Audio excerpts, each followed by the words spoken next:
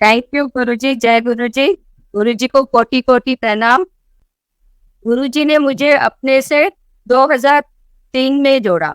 9 नवंबर 2003 में मेरी एक फ्रेंड मुझे ले गई थी गुरुजी के पास। उनको भी 1 महीना ही हुआ था गुरुजी से जुड़े हुए। तो उसने मुझे कहा कि हमने 1 महीना पहले ही जानना शुरू किया है, उसी गुरुजी के बारे में मुझे थोड़ा बहुत बताया। बोले आप चलेंगे क्या? मैं बोली हाँ बिल्कुल चलेंगे। तो वो लोग फ्राइडे को नहीं जाके आए थे, तो नेक्स्ट डे सैटरडे था। तो बोले हम कल शाम को जाएंगे, आप आ जाना शाम को 6:30 घर पे आ जाना, तो अपन साथ में चलेंगे। तो रास्ते में वो गुरुजी का सत्संग कर रहे थे, बट उनको भी ज्यादा नॉलेज नहीं थी क्योंकि तब गुरुजी के बारे में ज्यादा कोई बताता नहीं था। गुरुजी की आज्ञा होती थी तभी लोग सत्संग करते थे। जैसे बताया तो हमने सोचा चलो कोई गुरु है, भगवा कपड़े में होंगे और फ्यूचर वगैरह देखते होंगी, चलो चल के देखते हैं। तो मैं और मेरे हस्बैंड उन लोगों के साथ वहां गए। तो मुझे आज भी याद है वो पहला वेला जब मैंने गुरु जी को देखा था। छोटे मंदिर के गेट के अंदर पैर रखा, गुरु जी अपने रूम में क्रॉस हो रहे थे ब्लैक कलर के टी शर्ट में। वो समय मुझे अभी भी याद है और इतना डिवाइन वो था ना सीन कि ऐसे लगता था पता नहीं कहाँ आ गए, स्वर्ग में आ गए। कोई क्वेश्चन ही नहीं था, ऐसे लगता था सब कुछ ही मिल गया, बट गुरुजी के बारे में कुछ नहीं पता था। तो हम लोग सब संगत बैठी थी वहाँ हॉल में, हम भी जाके बैठ गए। तो हमको गुरुजी के आसन के पास ही बिठाया गया सामने, और मोस्टली बाकी लोगों को उठा के या तो ऊपर भेज देते या पीछे बिठा रहे थे। तो हम बड़े खुश हो रहे थे कि हमको नहीं उठा रहे हैं, हम तो आगे बैठे हैं। तो बाद में पता लगा कि जो गुरुजी से जुड़ जाते हैं ना उनको उठाते हैं, जो नए होते हैं वो गुरुजी के पास बिठाते हैं। गुरुजी का इतना मोह, इतना गुरुजी में कि आंखें नहीं टिकती थी गुरुजी को, बस देखते रहो। इतनी खुशबू, इतना सुंदर ऑरा, सब भूल गए थे हम, बाहर की दुनिया पर भूल गए थे और एकदम ऐसे गुरुजी से अट्रैक्ट हो गए थे। कोई क्वेश्चन ही नहीं था कि हम क्यों आए थे, क्या है, कुछ नहीं। बस वहां जो हो रहा था वो देख रहे थे। बस फिर लंगर प्रसाद हुआ और एक एक थाली में 4 लोग, और इतना डिवाइन प्रसाद जैसे खा के आत्मा तृप्त हो गई थी। और फिर हम लोग घर आए। घर पे भी हम बस गुरुजी की बातें कर रहे थे। बहुत क्यूरियोसिटी भी थी गुरुजी के बारे में जानने की, लेकिन उस टाइम कोई ऐसे बताता नहीं था जब तक गुरुजी की आज्ञा नहीं होती थी, ना कोई किताब थी।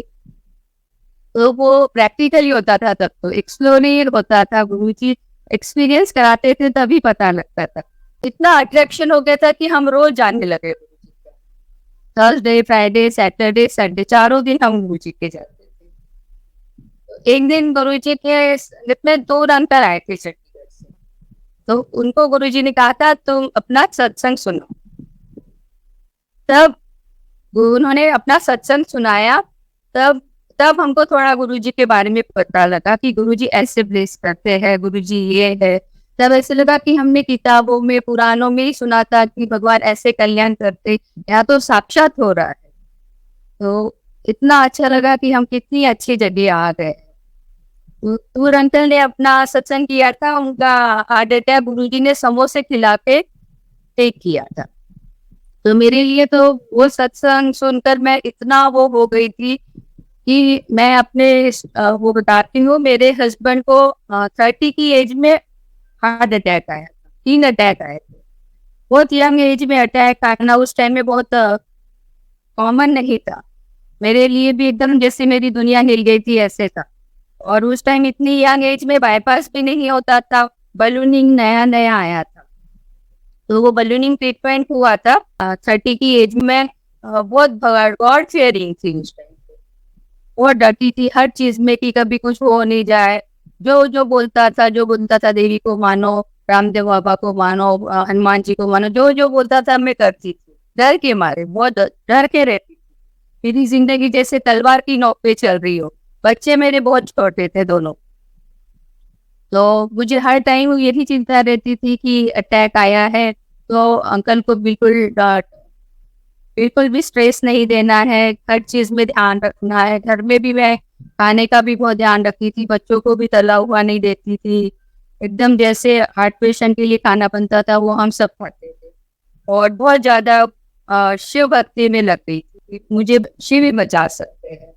और मेरी फैमिली में खाली मेरे वैसे रियल इसमें हस्बैंड ही थे और इन लॉज की डेथ पहले ही हो चुकी थी, तो वैसे अकेला भी बहुत महसूस करती थी। और मेरे पेरेंट्स नागपुर में रहते थे तो वो दूर भी थे थोड़े, तो मैं काफी व्रत वगैरह भी करती थी, वास्तु में भी काफी बिलीव करती थी, बहुत ज्यादा मैंने अपनी लाइफ को कर रखा था। तो जब मैं गुरुजी के पास आई, टूर अंकल का मैंने सत्संग सुना, तो मुझे लगा मैं एकदम सही जगह पहुंच गई। और फिर मैंने गुरुजी से प्रे किया कि गुरुजी बस आप ही संभालें। उसके बाद गुरुजी ने ऐसे संभाला कि बस मैं बिंदास हो गई, घर में सब कुछ बनने लग गया। इनका एनर्जी लेवल भी काफी हाई हो गया, काम भी बहुत अच्छे से करने लगे, सब बेसिंग चल रहे। तो हम लोग और गुरुजी का खिंचाव होता, गुरुजी बोलते थे संगत को लेके आओ। तो जो भी घर पे आता था हम सत्संग करते थे, उनको गुरुजी के यहाँ ले जाते थे। मोस्टली जो भी आता था सबको ले जाते थे, लेकिन कोई टिकता नहीं था, सब चले जाते थे। तो वो तो गुरुजी के हाथ में है, किसको टिकाना है किसको नहीं। ऐसे ही सब चलता रहा। तो लेकिन गुरुजी से ऐसे कभी बात नहीं, टेलीपैथी तो बातें होती थी गुरुजी से, गुरुजी सुनते भी थे, स्वप्न दर्शन भी देते थे, सब कुछ करते थे, बट ऐसे कभी बात नहीं। तो अंकल के मन में था कि पता नहीं गुरुजी हमको जानते भी है कि नहीं। तो एक दिन भाटिया अंकल को बोला भी कि आप लोगों की तो इतने गुरुजी से बात होती है, लेकिन हमको गुरुजी जानते हैं कि नहीं जानते पता नहीं। तो ऐसे ही बैसाखी थी 2005 में। तो उससे पहले गुरु बैसाखी का फंक्शन जैसे हो रहा था और लंगर लंगर खत्म हो गया था, गुरुजी आसन से उठ के कहीं कारपेट पे नीचे आके बैठे। अंकल को कहा कि अतुल मोहंता को बुलाते। तो वो आए, बोले सिंगला अंकल आए कि अतुल मोहंता को गुरुजी बुला रहे हैं। तो भाटिया आंटी बाजू में बैठे थे, तो फिर बोले कि नहीं आंटी आपको बुला रहे होंगे, गुरुजी मुझे थोड़ी इतना जानते हैं। तो बोले नहीं अतुल मोहंता को बुला रहे हैं। तब गुरुजी ने बुलाया। गुरुजी के पास और भी संगत बैठी थी, काफी एलीट क्लास बैठा हुआ था। तो गुरुजी ने कहा कि आप बैठ, इनको अपना सत्संग दस, तेरे साथ क्या हुआ। तो फिर इन्होंने अपना सत्संग बताया। ये हार्ट पेशेंट थे, तो प्रिकॉशन तो काफी लेते थे, सॉर्बिट्रेट हरदम अपने जेब में रखते थे कि कभी भी जरूरत पड़ सकती है। तो थोड़ा अगर चलना पड़े ज्यादा तो आधी सॉर्बिट्रेट ले लेते थे। बट गुरुजी के यहाँ आने के बाद उनकी सॉर्बिट्रेट बिल्कुल बंद हो गई थी और ब्लड प्रेशर एकदम नॉर्मल रहता था। कभी कभी जैसे एंजाइना होता था तो भी बिल्कुल बंद हो गया था। रेगुलर वॉक शुरू हो गई थी, काफी एक्सर्शन होता था, थकान नहीं होती थी। तो लाइफ काफी अच्छी चल रही थी। गुरुजी की काफी कृपा थी, ब्लेसिंग्स थी। पूरे घर को गुरुजी ने अपने चरणों से जोड़ लिया। मेरा बेटा तब 10th का एग्जाम दिया था उसने, और वो पढ़ने में पहले से काफी ब्रिलियंट रहा, हरदम टॉप करता था अपने स्कूल में। तो उसकी इच्छा थी, तब तो सभी IIT जाने का था, उसको IIT का जाने का। तो वो तैयारी करना था। तो उसका एंट्रेंस के लिए तब विद्या मंदिर, दिल्ली में विद्या मंदिर कोचिंग क्लासेस में एंट्रेंस टेस्ट होता है। वो थोड़ा लेट हो गया था वो टेस्ट देने में, तो फर्स्ट इसमें तो उसका हुआ नहीं। मैंने उसको कहा कि ऐसे में गुरुजी के हम जाते थे, तू भी चल, वहाँ कल्याण होएगा। तो कहते हैं आप तो हर जगह जाते हो, मुझे नहीं जाना, आप मेरे को मत फोर्स करो। मैंने कहा ठीक है। तो उसका वो कोचिंग क्लास की एंट्रेंस में ना उसका एडमिशन नहीं हुआ, तो वो बहुत ज्यादा मायूस हो गया था। तो मैंने ऐसे ही मजाक में उससे कहा कि गुरुजी की आ चल, सब हो जाएगा, एडमिशन भी हो जाएगा। तो उसने आना शुरू किया गुरुजी के यहाँ और हो गया उसका एडमिशन। गुरुजी ने उसको बुलाना था गुरुजी को अपने पास, तो उसका एडमिशन हो गया विद्या मंदिर में। वो तो आके बस गुरुजी मुझे IIT जाना है, वो ऊपर बैठ के कारपेट में भी यही लिखता रहता है IIT IIT। और बस उसने गुरुजी से एक ही चीज मांगता रहता है कि गुरुजी मुझे IIT जाना है। और उसके लिए हार्ड वर्क भी बहुत करता था। तो जब उसके एग्जाम वगैरह आए तो उसने अपने फॉर्म जो भी है सब ब्लेस करवाता था वो गुरुजी के चरणों से, पेन भी। तो जब वो उसने आईआईटी का फॉर्म गुरुजी के चरणों पे लगाया तो गुरुजी ने उसको ब्लेसिंग्स। फिर वो एआई ट्रिपल ई का भी फॉर्म ले आया तो गुरुजी बोले आईआईटी का हो गया ना, फिर क्यों बार बार ये सब फॉर्म लेके आता है। आईआईटी के पहले उसका 12th का एग्जाम, 12th के एग्जाम में उसने काफी अच्छी प्रिपरेशन तो कर रखी थी, लेकिन 2 पेपर के बाद जब मैथ इंजीनियरिंग ड्राइंग का पेपर था उसका, तब उसको ऑल ऑफ सडन हर्पीज हो गए। अब हर्पीज में उसका पूरा सामने चेस्ट पे और पीठ पे पूरे रेड रेड दाने दाने आ गए। तो हम लोग थोड़ा डर गए, डॉक्टर के गए तो डॉक्टर भी बोले कि ये तो हर्पीज है, और उसको बिल्कुल पेन नहीं हो रहा था। डॉक्टर बोले अबान इसको कैसे पेन नहीं हो रहा, ये तो लाखों करोड़ों में एक केस है जो पेन नहीं होता, ये तो इसमें इतना भयंकर पेन होता है कि कुछ भी नहीं कर सकते। और बोले ये इसका 12th चल रहा है तो आप भूल जाओ कि एग्जाम दे पाएगा। तो बस मैंने गुरुजी से प्रे किया और हम गुरुजी के एम्पायर स्टेट गए, वहाँ उसने नंगा किया, गुरुजी ने ब्लेस किया। तो उसको वो हर्पीस चल रहा था बट कोई पेन नहीं था, एकदम पेनलेस स्मूथली उसने एग्जाम भी दिया, मैथ्स का एग्जाम दिया, इंजीनियरिंग ड्राइंग का एग्जाम दिया। गुरुजी की कृपा से उसने उस एग्जाम में टॉप भी किया। तो ये गुरुजी कर सकते हैं, अगर गुरुजी नहीं होते तो वो साल उसका वेस्ट होता और वो आईआईटी भी नहीं पहुंच पाई। फिर उसका आईआईटी का एग्जाम था, वो भी गुरुजी ने कराया। तो अब थोड़ा कॉन्फिडेंस भी आ गया था कि भाई गुरुजी है, और उसका एग्जाम भी बहुत अच्छा होता तो उसको लगा कि मेरा 1000 के अंदर तो रैंक आ ही जाए। फिर मैं भी गुरुजी से प्रे कर रही थी, तब तो इतना इतना नहीं थे कि हम तो मांगते ही थे गुरुजी से कि गुरुजी ये कर दो। अब हमारी वो स्टेज आ गई कि मांगना छोड़ दिया है, बट उस टाइम तो हम मांगते थे। तो मैं गुरुजी को बोली गुरुजी कल उसका आईआईटी के टेस्ट का एग्जाम का वो है, रिजल्ट आने वाला है, आप कुछ करो, ब्लेस करो। तो गुरुजी ने मुझे कहा में कि क्या चाहिए थे, मेरे को कुछ समझ में नहीं आया क्या बोलूं। तो मैंने कहा गुरुजी इलेक्ट्रॉनिक्स देते, बोले चल उससे भी ऊपर दिया। तो हमारी सोच तो बहुत थोड़ी है ना, तो लगा उससे ऊपर दिया मतलब कंप्यूटर साइंस दे देंगे। और नेक्स्ट डे जब रिजल्ट आया तो उसकी रैंक थी 3000, और 3000 में उसको कुछ नहीं मिल सकता था जो टॉप आईआईटी से। तो वो तो बहुत ही टेंशन में जैसे चला गया। तो मेरे को लेकिन गुरुजी पे विश्वास था कि गुरुजी ने दी है ये रैंक, गुरुजी ने ब्लेस किया है तो गुरुजी को अच्छा ही करे।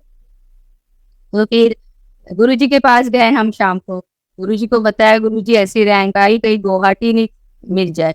तो गुरुजी ने कहा नहीं नहीं गुवाहाटी नहीं जाएगा, जा ऐश कर। बस गुरुजी ने बोल दिया ऐश कर।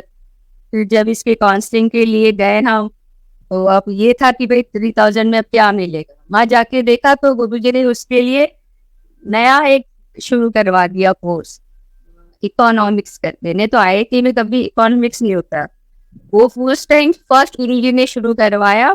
और उसमें 2 साल ये कॉमन इंजीनियरिंग थी, उसके बाद स्पेशलाइजेशन इकोनॉमिक्स में। और इसको इकोनॉमिक्स में इसको लगता रहा कि ये क्या कर रहा हूँ मैं, एक इंजीनियरिंग करनी थी, बट जो गुरुजी चाहते थे हमने कहा वही करना है। तो बस वो कोर्स में ये लोग 24 बच्चे थे, गुरुजी ने इतना ब्लेस किया कि इन 24 के बच्चों की इतनी अच्छी प्लेसमेंट हुई जो कंप्यूटर साइंस से भी ऊपर।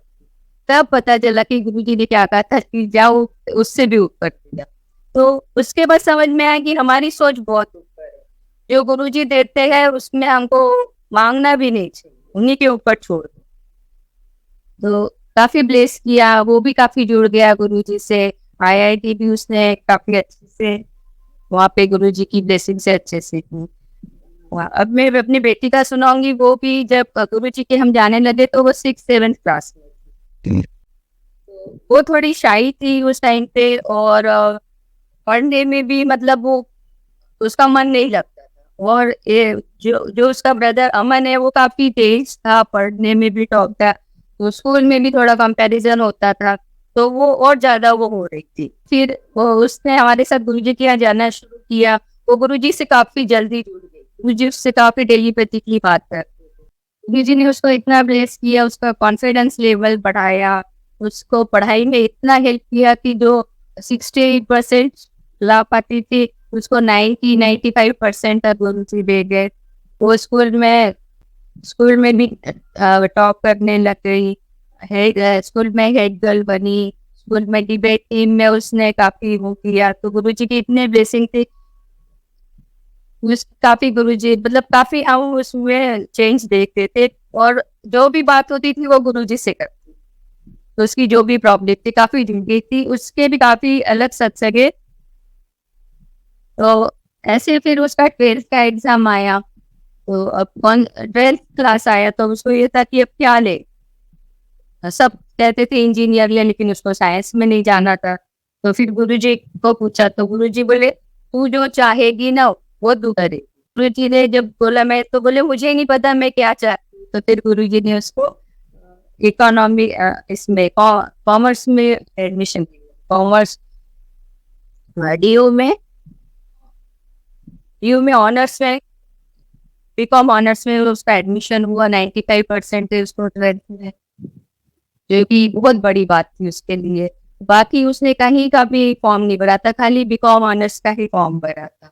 सब बोलते थे कि इसका भी भर दो, उसका भी भर दो। उससे कहा मेरे गुरुजी ने कराना है, तो वो गुरुजी ने करवाया उसको। बाद में भी गुरुजी ने उसको काफी हेल्प की, आगे क्या करना है उसके भी काफी सच। फिर अब मैं एक अपने अंकल के सत्संग पे आती हूँ। 2007 में गुरुजी ने जब चोला छोड़ा, तब मैं काफी खिल गई कि गुरुजी ने अभी हाथ पकड़ा और गुरुजी छोड़ के चले गए। लेकिन गुरुजी ने ही संभाला धीरे धीरे। हर जगह गुरुजी की प्रेजेंस फील होने लगी। मैं कुछ भी काम करती थी वही ओम बन जाता था। फर्स्ट में मुझे ओम दिखने लगते थे, रोटी प्रसाद पे ओम दिखने लगते थे। तो गुरुजी ने काफी संभाल लिया था। तो जुड़े रहे गुरुजी से। 2012 में भाटिया आंटी गुड़गांव में उनके यहाँ सत्संग था। गुरुजी 2006 में गुड़गांव आए थे, गुड़गांव को ब्लेस करने के लिए, 28 जनवरी 2006। तो 28 जनवरी को हर साल उनकी यादगार दिवस हम बनाते थे वहाँ गुड़गांव में। तो उस साल भाटिया आंटी के घर पे था। तो मेरी सिस्टर इन लॉ बोस्टन में रहती है, रेखा दीदी आए हुए थे। तो वो भी गुरुजी से जुड़े थे। वो आई भी थी, तो वो बोली मुझे सत्संग में जाना है। तो हमने कहा आ जाओ आप, आज सत्संग है 28 तारीख को आंटी भाटिया आंटी के यहाँ चलते हैं। तो पहले तो मैं और वो ही जाने वाले थे सत्संग में। फिर अचानक अतुल को कुछ सी मीटिंग में जाना था, तो वो मीटिंग कैंसिल हो गई। तो वो बोले मैं भी चलता हूँ सत्संग में। तो हम तीनों भाटिया आंटी के यहाँ सत्संग में गए। भाटिया आंटी अंकल बाहर ही खड़े थे, उन्होंने बहुत अच्छे से हम लोग का वेलकम किया कि आओ अंकल, आप तो बहुत दिनों बाद आए थे। फिर हम लोग सत्संग में, काफी अच्छा सत्संग था। सत्संग हुआ, गुरुजी ने सेवा भी दी, सेवा भी करी, अंकल ने अपना सत्संग भी शेयर किया। और बस फिर शाम को हमारा बड़े मंदिर जाने का प्रोग्राम था, रेखा दीदी आए। तो जब सत्संग करके लंगर वगैरह लेके जब हम आज्ञा लेने लगे, तो भाटिया आंटी के ब्रदर जो भाटिया अंकल है, उन्होंने कहा कि अंकल आपने ना मेरा सत्संग नहीं सुना, आप मेरा सत्संग सुनिए। तो हम लोग वहाँ ग्रुप में खड़े हो गए सब गुरुजी के सामने। गुरुजी का दरबार बना था, वहीं पे हम सब लोग ऐसे सर्कल बना के खड़े हुए और वो अंकल अपना सत्संग सुना। तब अतुल के मुंह से यही निकला कि पता नहीं गुरुजी हमको क्या देने आए हैं और हम क्या मांगते हैं हमको पता भी नहीं। एकदम से अंकल ऐसे भाटिया अंकल के ऊपर ऐसे हुए, तो मेरे को लगा हक कर रहे हैं। एकदम वो गुरुजी के चरणों में गिरे, गुरुजी की तरफ देखा उन्होंने और बस आखिरी सांस ली उन्होंने। तो तब तो मुझे समझ में नहीं आया। सब लोगों ने काफी कोशिश भी की, जल प्रसाद किया, मैं भी गुरुजी से प्रे कर रही थी। और मुझे भी काफी सत्संग सुन लेते कि गुरुजी सबको देते हैं, जीवन दान देते हैं। जो मैं तो मतलब मेरे लिए तो असंभव था उसको ये एक्सेप्ट करना कि गुरुजी के यहाँ पे ऐसे हुआ है। तो मैं तो सोची थी कि वापस आएंगे वापस आएंगे, मैं प्रे भी बहुत करती थी। बट गुरुजी की लीला, गुरुजी ने डिजाइन किया हुआ था। लेकिन मुझे कोई क्वेश्चन भी नहीं आया कि गुरुजी आपने ऐसे क्यों किया। मुझे तब अपने गुरु पे पूरा फेथ था कि कुछ मेरे ही कर्म खराब हो गए तो ऐसे हुआ। लेकिन बाद में गुरुजी ने मुझे इतने अच्छे से समझाया कि मैंने उसको मोक्ष दिया है, उसकी यहाँ पे जरूरत है और वहाँ तो संभालना ही है सबने। और मेरे बच्चों में इतनी एनर्जी थी गुरुजी ने अपनी, इतनी कि उन दोनों ने इतना अच्छे से संभाला है सबको, मुझे भी। और खुद तो संभले हुए ही थे, मुझे वो गुरुजी ने संभाला। तो गुरु ने अपनी रजा में राजी रहना सीखा। उसके बाद तो इतने गुरुजी ने हमको इतना ब्लेस किया, इतना ब्लेस किया, ऐसे रखा। कभी अंकल की हमको कमी महसूस होने नहीं की। अंकल की अंकल हरदम हमको फील होते हैं हर समय में। तो मेरे को गुरुजी से शिकायत होती थी कि गुरुजी 10 साल तो दे देते, बच्चे छोटे हैं, इनकी शादियां हो जाती, मैं अकेली कैसे करूंगी शादी। तो गुरुजी ने कहा कि इसकी शादी इसने थोड़ी करवानी, वो तो मैंने करवानी है, अभी भी मैं ही करवाऊंगा शादी, इसकी तो यहाँ ज्यादा जरूरत है। गुरुजी ने धीरे धीरे दिए, एकदम से तो नहीं हुआ, मुझे बच्चे संभल गए थे, मुझे टाइम लगा। बट गुरुजी ने ऐसे संभाला मुझे।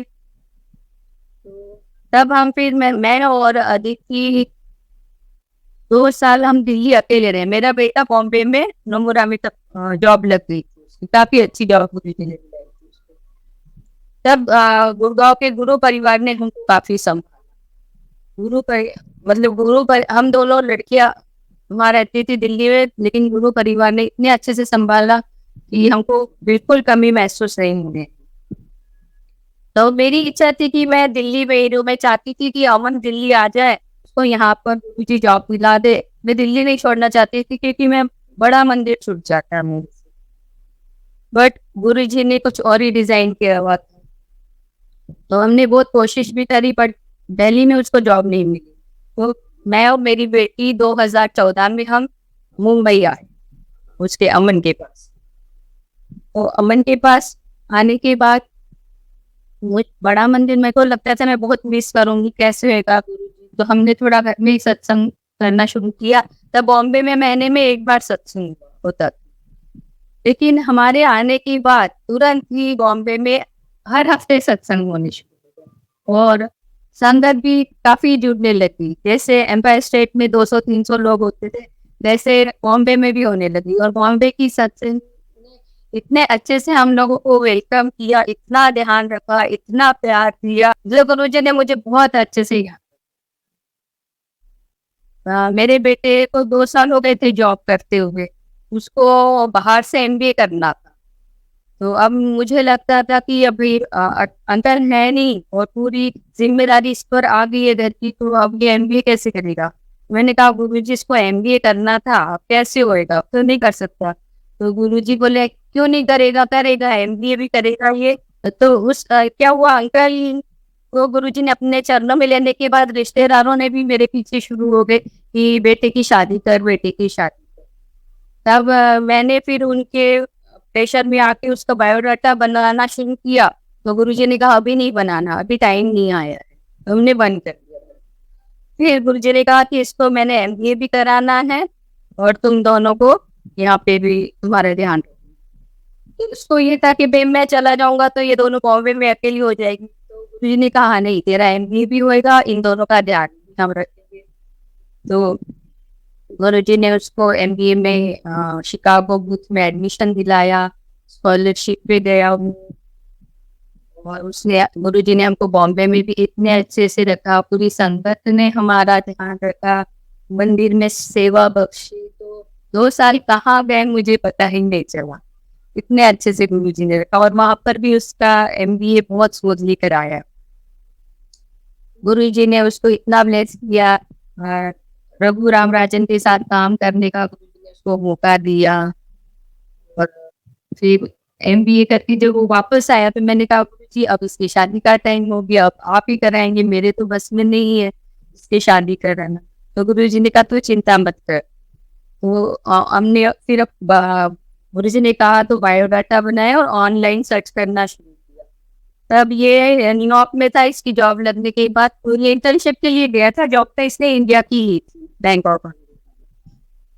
तो ये 2-3 महीने के लिए न्यूयॉर्क इंटर्नशिप के लिए गया हुआ था। तो ऑनलाइन जिस लड़की से इसकी बात हो रही थी, तो उसने कहा कि मैं भी न्यूयॉर्क में हूँ, तुमको मिलना है तो तुम न्यूयॉर्क आ जाओ। न्यूयॉर्क चली गई इंडिया से। तो वो न्यूयॉर्क गई है और उसी दिन उसको न्यूयॉर्क में सत्संग का बुला हुआ है।